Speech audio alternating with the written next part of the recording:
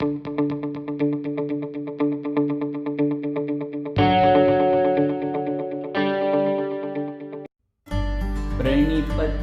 वर्धमानं प्रश्नोत्तररत्नमालिकां वक्षे नागनरामरवन्द्यं देवं देवाधिपं वीरं। पंच परमेष्ठी भगवान की जय। वर्तमान शासन नायक महावीर भगवान की जय। अमोघ वर्ष महामुनिराज की जय। बंधुओं, पिछले दिनों से हम प्रश्नोत्तर रत्नमालिका ग्रंथ के संदर्भ में विचार कर रहे थे। प्रश्नोत्तर रत्नमालिका के मालिका में स्थित जितनी जो श्लोक हैं, जो पद्य हैं, उन पद्यों में जो शंकाएं हैं और उन शंकाओं के साथ जो समाधान है, उनको हम नित्य प्रतिदिन दो दो पद्यों के माध्यम से अध्ययन कर रहे हैं। वास्तविक में कुछ नूतन तत्वों को भी हम जान रहे हैं, जिन तत्वों से अभी तक हम अनभिज्ञ थे। आज हमें उन सभी बातों का पता लग रहा है। इसी कड़ी में आज इन दो पद्यों के माध्यम से, आज की कक्षा में हम दो पद्यों के माध्यम से कुछ नया जानने का प्रयास करेंगे कि और भी क्या नया आचार्य इसमें वर्णित कर रहे हैं। तो आइए सर्वप्रथम उच्चारण के साथ आज की कक्षा का शुभारंभ करते हैं। को नरकः परवशता किं सौख्यं सर्वसंगविरतिर्या किं सत्यं भूतहितं किं प्रेयः प्राणिनामसवः। इस प्रकार से इसका उच्चारण है। देखिए यहाँ पर जो कठिन पद है, सौख्यम बोलना है आपको, सौख्यम नहीं बोलना है, सौख्यम। इस प्रकार से दो मात्राएं हैं जिसका हमें बहुत अच्छी तरह से ध्यान रखना है। सर्वसंग विरतिर्या, इस प्रकार से बोलना है, सर्वसंग विरतिर्या। और यहां देखें प्रेयः बोलना है, प्रेयः, और प्राणी नाम असवः। इस प्रकार से इसका शुद्ध उच्चारण है। अब चलिए हम देखते हैं यहाँ पर जो संधि पद है, एक बार वो हम आपको बता देते हैं, जिससे कि हमें अर्थ जानने में सारल्य प्रतीत होगा। कह नरकः, यहाँ पर संधि विच्छेद होगा तो को की जगह कहा हो जाएगा, विसर्ग हो जाएगा, कह नरकः। और आगे देखें किम सौख्यम के बाद सर्वसंग विरति ही या, यहाँ पर संधि हो जाएगी तो विसर्ग में परिणत हो जाएगा यह रकार, तो सर्वसंग विरति ही या। फिर नीचे देखें प्राणिनाम असवः, यहाँ पर यह विच्छेद करके वाक्य को अगर हम विच्छेद करेंगे तो प्राणिनाम और असवः अलग निकलेगा, असवः, प्राणिनाम असवः। इस प्रकार से इसके संधि पद हैं। अब हम एक एक पद का अर्थ जान लेते हैं, उसके बाद अन्वय पूर्वक हम अर्थ का स्पष्टीकरण करेंगे। कह नरकः, नरकः कहा, नरक कौन है, नरक क्या है, तो कहा परवशता। परवशता अर्थात परतंत्र, परतंत्र होना ही नरक है। कि सौख्यम किम, सुख क्या है, तो कहा सर्वसंग विरति, या सर्वसंग विरति, जो समस्त संग अर्थात परिग्रह, ग्रंथ, सभी संग से, सभी परिग्रह से, संग अर्थात यहाँ पर मिलन नहीं है, ध्यान रखें, संग अर्थात परिग्रह, और कदाचित मिलन का उसी संग में, उसी परिग्रह में अंतर्भाव हो जाता है। अतः सर्वसंग विरति ही सौख्यम, सभी संग से जो विरति है अर्थात संपूर्ण परिग्रहों से आसक्ति का अभाव हो जाना ही सुख है। किम सत्यम, क्या सत्य है, तो कहा भूतहितम। भूतहितम नाम भूत मतलब प्राणी और हितम अर्थात हित, प्राणियों का हित करना ही वास्तविक में सत्य है। किम प्रेयः, किम अर्थात क्या, प्रेयः अर्थात प्रिय, क्या प्रिय है, तो कहा प्राणी नाम असवः, प्राणी नाम अर्थात प्राणियों के, असवः अर्थात प्राण, प्राणियों के प्राण प्रिय हैं। इस प्रकार से एक एक पद का अर्थ हुआ। अब हम अन्वय के माध्यम से अर्थ की ओर प्रवृत्त होते हैं। कह नरकः परवशता, सौख्यम किम या सर्वसंग विरति, सत्यम किम भूतहितम प्रेयः किम प्राणिनाम सवः। इस प्रकार से इस प्रकार से हमने आपको अन्वय बोधित कराया। अब देखिए उसी अन्वय के माध्यम से चलना है। कहा नरकः पुल्लिंग में है, अतः कहा। यहाँ पर किम, अब आप सोच रहे होंगे किम क्यों नहीं दिया, कह क्यों दिया? तो नरक शब्द जो है वह पुल्लिंग में है और इसी प्रकार जो कह शब्द है वह भी पुल्लिंग में है। संस्कृत में एक विशेषता होती है कि जो विशेषण होता है वही विशेष्य होता है, अर्थात विशेषण में जो लिंग विभक्ति और वचन होता है, विशेष्य में भी वही विभक्ति, वही वचन और वही लिंग होता है। जैसे कि उत्तमः पुरुषः, तो यहाँ पर उत्तम विशेषण है पुरुष का, तो पुरुष विशेष्य है और उत्तम जो है वह उसका विशेषण है। अतः उत्तमः में जो विसर्ग लगा हुआ दिख रहा है आपको, ऐसे ही विसर्ग सहित दिखेगा पुरुषः, अर्थात जो विशेषण में जो विशेष्य में लिंग है वही विशेषण में होगा। अब अगर मान लो कोई उत्तम स्त्री है तो कहेंगे उत्तमा स्त्री, उत्तमा बालिका, तो बालिका में जो लिंग है स्त्रीलिंग वही उत्तम शब्द में आ जाएगा, तो उत्तमा बालिका हो जाएगा। मान लो अगर नपुंसक लिंग में हुआ, जैसे कि धन है, तो धनम शब्द है नपुंसक लिंग में, तो उसको बोलेंगे हम धनम। अगर अच्छा धन है तो हम बोलेंगे उत्तमम धनम, अर्थात जो विशेष्य होता है उसी विशेष्य में विशेषण उसी के अनुरूप होता है। अतः कहा नरकः, यहाँ पर नरक के अनुसार यहाँ पर कहा प्रयोग होगा। कहा नरकः, तो नरकः कहा, नरक क्या है, नरक कौन है, किसको हम नरक कहते हैं? तो कहा परवशता, जो एक परतंत्र होना है, दूसरे के पराधीन होना है, वास्तविक में वही नरक है। अगला प्रश्न किया सौख्यम किम, सुख कहाँ है, सुख का भाव कहाँ नजर आता है? तब कहा कि या सर्वसंग विरति ही तदेव सौख्यम, या अर्थात जो सर्वसंग विरति ही। अब यहाँ पर या भी सर्वसंग विरति ही के अनुसार आया, तो सर्वसंग विरति, सर्व अर्थात सभी, संग अर्थात परिग्रह, विरति अर्थात विरक्त, सभी संग से विरक्त होने का जो भाव है जिसके पास, जिसको सभी संग से विरक्ति हो गई है, वास्तविक में वही सुख है, वही सुख को अनुभूत कर रहा है। इसलिए ध्यान रखें, संसार में कहीं भी सुख की कल्पना आचार्य भगवान ने कही नहीं। संसार में रहने वाले सांसारिक जो हमें सुख प्राप्त हो रहा है वह इंद्रिय जन्य सुख प्राप्त हो रहा है और वह भी पूर्ण नहीं है, वह भी अंत में दुख को प्रदान करने वाला है। अतः आचार्यों ने सुख के लिए कहा ही नहीं है संसार में।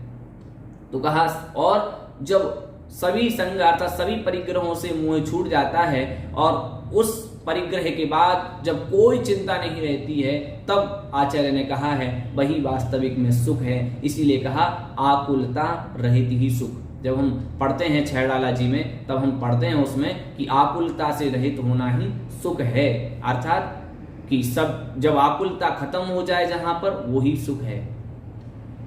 और कहा सत्यम किम, सत्य क्या है? तो कहा भूतहितम, प्राणियों का जो हित करना है वास्तविक में वही सत्य है। प्रेयः किम, कहा प्रेयः नाम प्रिय वस्तु, किम क्या है, प्रिय वस्तु क्या है? तो कहा प्राणिनाम अशवः, प्राणिनाम नाम भूतानाम अर्थात सत्वानाम, जीवानाम, जीवों के असवः अर्थात प्राण, सभी संसार में रहने वाले जितने जीव हैं उन सबको सबसे प्रिय वस्तु है अपने प्राण। कोई भी व्यक्ति अपने प्राणों को त्यागना नहीं चाहता इस प्रकार से, और सभी प्राणों मरने से भय खाते हैं, इस प्रकार हम पूर्व में पढ़ भी आए हैं। इसी प्रश्नोत्तर रत्न मालिका में हमने मरणात् भयम इस प्रकार से एक पद्य के माध्यम से हमने वहां पढ़ा था कि मरण से सभी भय खाते हैं। तो हमें एक बात देखने की है कि वास्तविक में सभी जीवों को अपने प्राण ही प्रिय हैं। तो द्वारा देख लें, कहा नरकः, नरक क्या है? तो कहा पराधीन अर्थात परतंत्र होना। सौख्यम किम, सुख क्या है? तो कहा सर्वसंग विरति, सभी संग से अर्थात परिग्रह से विरति विरक्त हो जाना ही सुख है। सत्यम किम, सत्य क्या है? तो कहा भूतहितम, प्राणियों का हित करना ही वास्तविक में यह सत्य है। और प्रेयः किम, प्रिय वस्तु किम, प्रिय वस्तु क्या है, तो कहा प्राणी नाम अश्वः, प्राणियों को, सभी प्राणियों को अपने अपने प्राण बहुत प्रिय हैं। वास्तविक में हम देखें, कहते हैं ना कि पराधीन सपनेहु सुख नाही, इस प्रकार से हम रामायण की रामचरितमानस की जो पंक्तियां हैं उनको भी हम यहाँ पर दोहराते हैं कि पराधीन सपनेहु सुख नाही, कभी व्यक्ति दूसरे के अधीन होकर के सुख का भान नहीं कर सकता। वास्तविक में नरक प्रतीत होता है वहां पर जब हमें दूसरों के पराधीन होना पड़ता है। हम दूसरों से अपेक्षा करके जब कार्य करवाते हैं और हमारा कार्य पूर्ण नहीं होता है तो वास्तविक में हमें दुख होता है।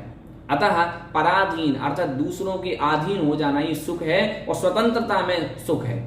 स्वतंत्र होना, और स्वतंत्र कब होंगे, जब सभी संगों से विरक्ति हो जाएगी। जब तक परिग्रह का सद्भाव रहेगा तब तक हम पराधीन रहेंगे, चाहे वह वस्तु के पराधीन हो, चाहे वह पुद्गल के पराधीन हो, और चाहे वह हम किसी जीव के पराधीन हो। अतः पराधीन होने में सुख नहीं है। मुझे प्रसंग याद आता है, उस जब किरातार्जुनीयम के जो भारवी महाकवि हुए हैं उनके जीवन का यह प्रसंग याद आता है कि जब वह अपने पिताजी के द्वारा अपमान को सुनकर के उनको पिताजी को मारना चाहते थे।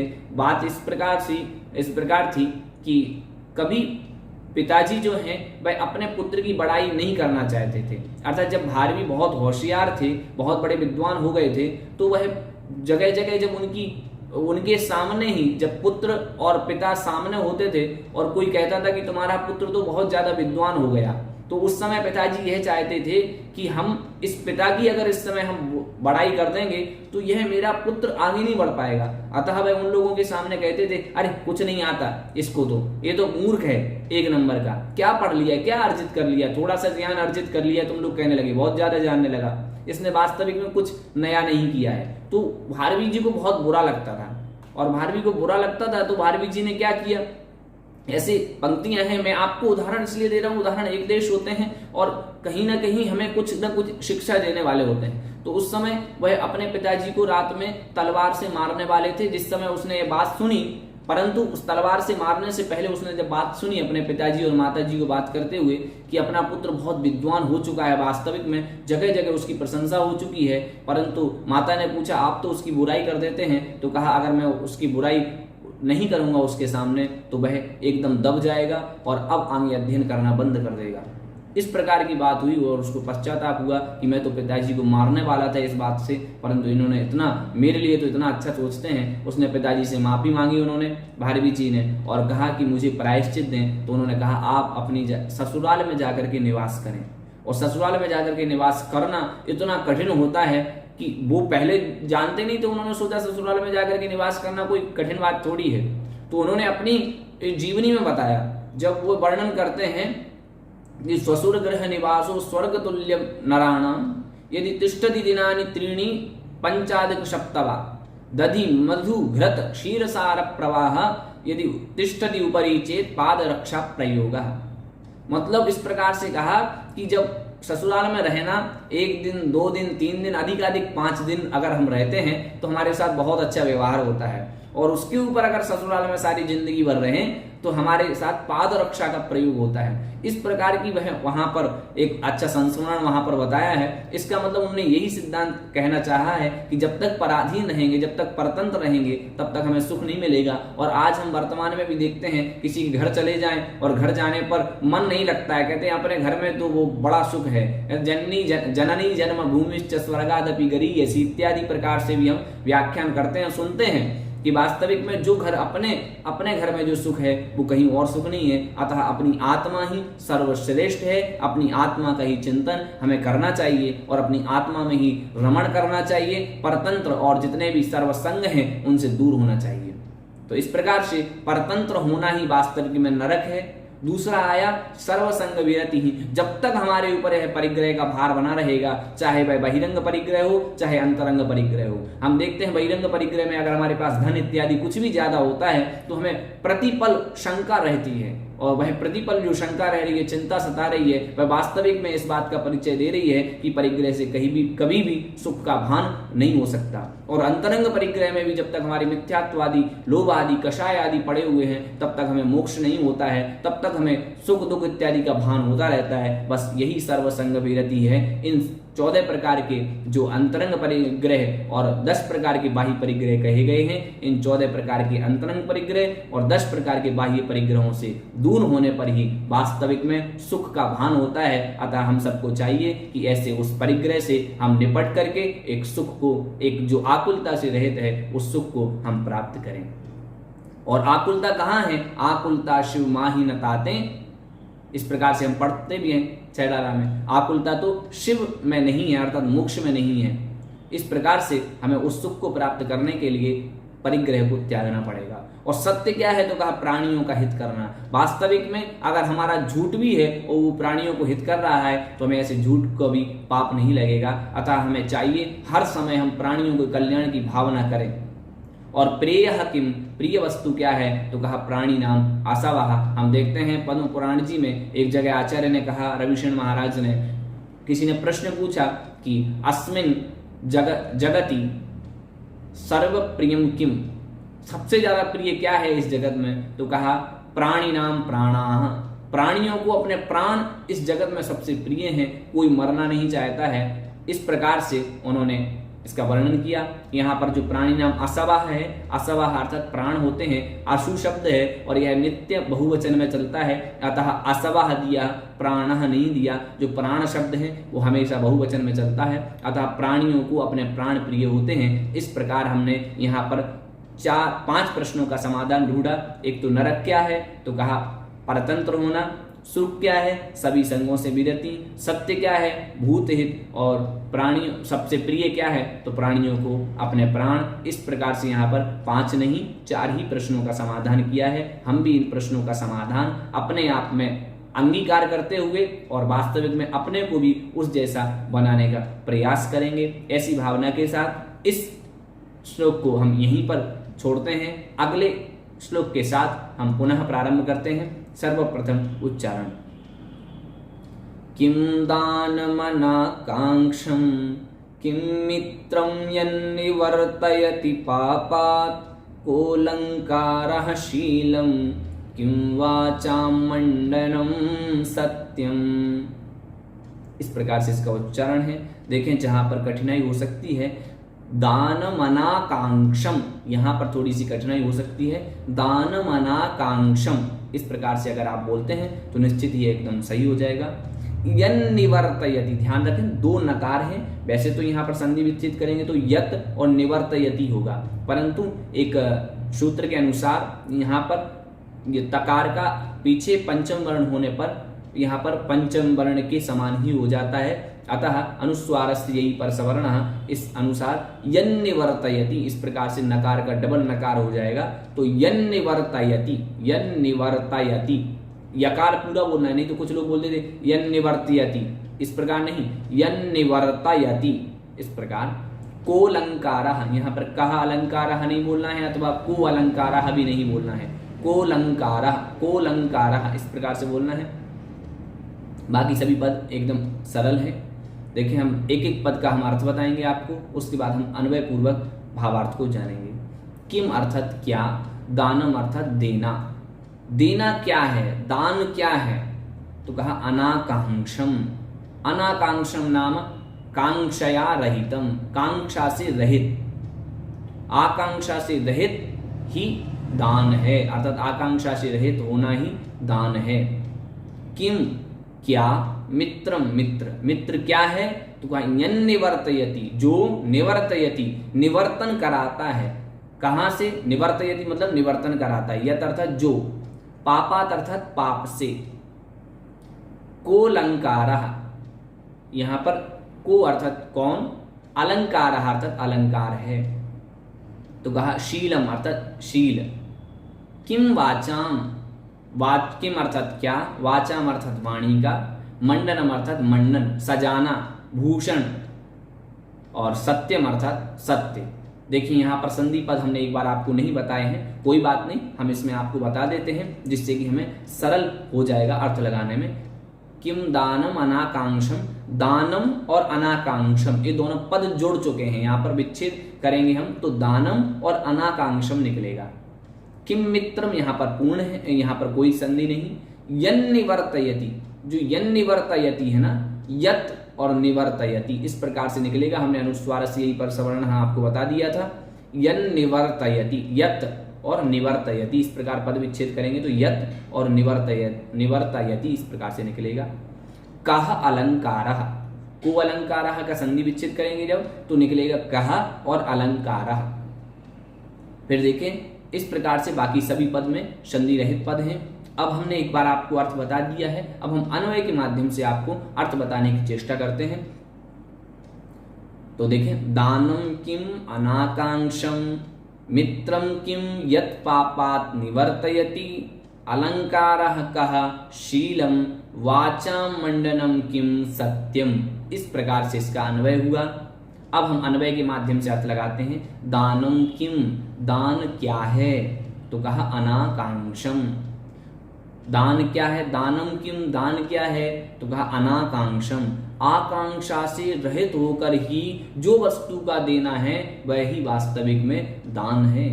और हमने पढ़ा भी है तत्वार सूत्र जी आदि में, हमने पढ़ा है कि नहीं, दान की परिभाषा में अनुग्रहार्थम स्वस्याति सर्वो दानम, अनुग्रहण के लिए स्वस्य अतिसर्गः अर्थात स्वयं की वस्तु का अतिसर्गः अर्थात देना ही दान है। तो यहाँ पर भी कहा आकांक्षा से रहित, कोई कांक्षा नहीं होनी चाहिए, किसी वस्तु की अभिलाषा नहीं होनी चाहिए। नहीं तो हम उपकार करते हैं तो हमारे मन में आता है कि आज अगर हम उपकार कर रहे हैं किसी का तो वह भी हमारे बदले प्रत्युपकार करे।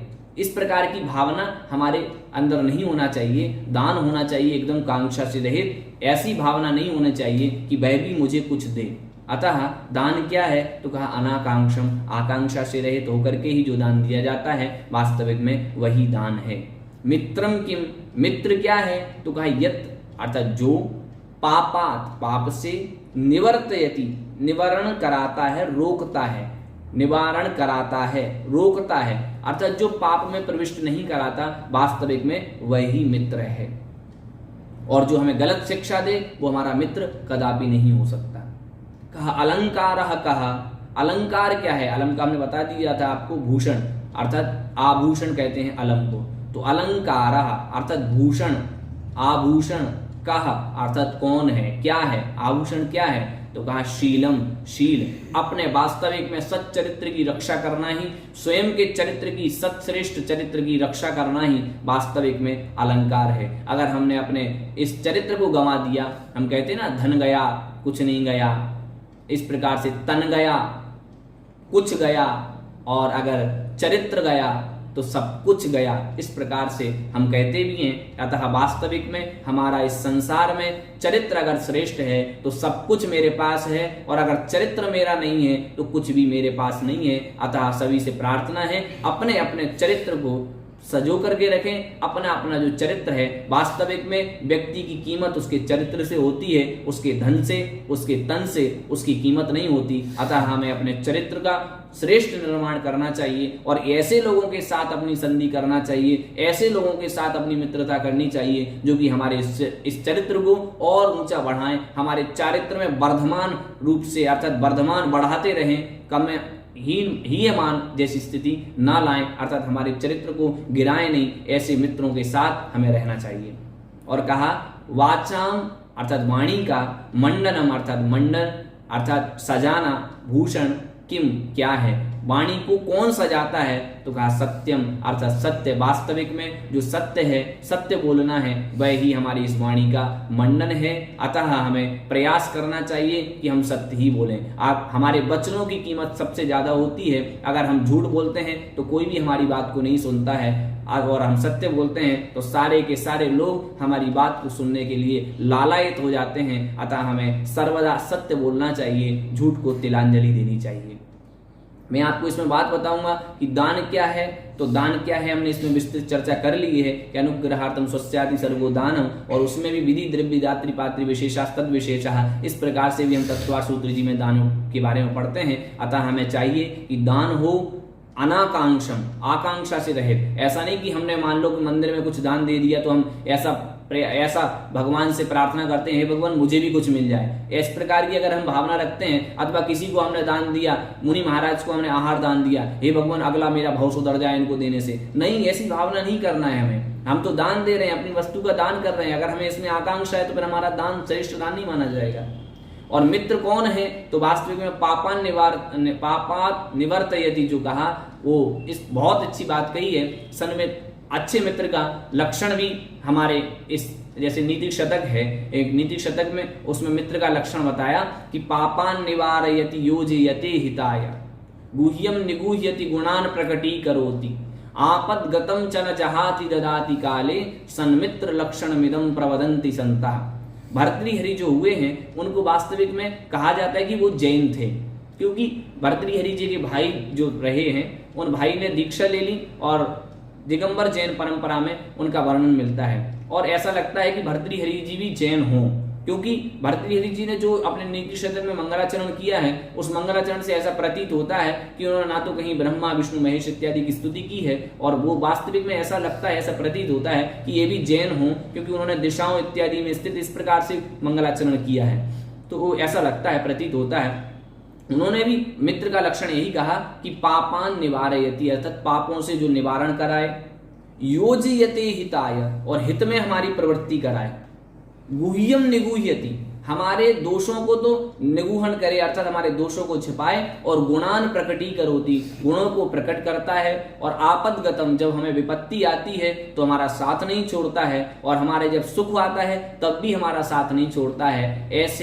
ऐसे इस लक्षण से जो संपन्न है वही वास्तविक में हमारा मित्र है, और बाकी सब अमित्र हैं। अतः जो हमारे आगे पीछे डोलते हैं, सब कुछ हमारी बातों को कहते हैं, और जो हमें पाप कार्यों में संलग्न करते हैं, वो हमारे मित्र कभी नहीं हो सकते। अतः हमारे योज, जो हमारा हित है उसमें प्रवृत्ति कराए, वही वास्तविक में मित्र है। अतः ऐसे मित्र को हमें बना करके अपना जीवन यापन उसी के साथ करना चाहिए। और अलंकार क्या है, आभूषण क्या है, तो वास्तविक में शील के बारे में हमारी चर्चा आपसे हुई गई है। वास्तविक में चरित्र ही एक मानव का सबसे बड़ा आभूषण है, और उस चरित्र को हम जितना अच्छा निर्मल बना करके रखेंगे, हमारे साथ हमारा व्यवहार ही हमारे काम आएगा। क्योंकि हम व्यवहार को कहते हैं कि हमारा व्यवहार ही वास्तविक में काम आता है, कि व्यवहार से ही मित्र और व्यवहार से ही शत्रु बनते हैं। ना ही कोई किसी का शत्रु है, ना ही किसी का कोई मित्र है। व्यवहार एवं जायन्ते मित्राणि रिपवस्तथा, इस प्रकार की भावना भी हमने पढ़ी हुई है, हम नीतिकारों की बात को हम सुनते भी आए हैं। अतः हमें अपने चरित्र को संजो करके रखना चाहिए। और वचनों का आभूषण भी हमने जो सत्य पढ़ा,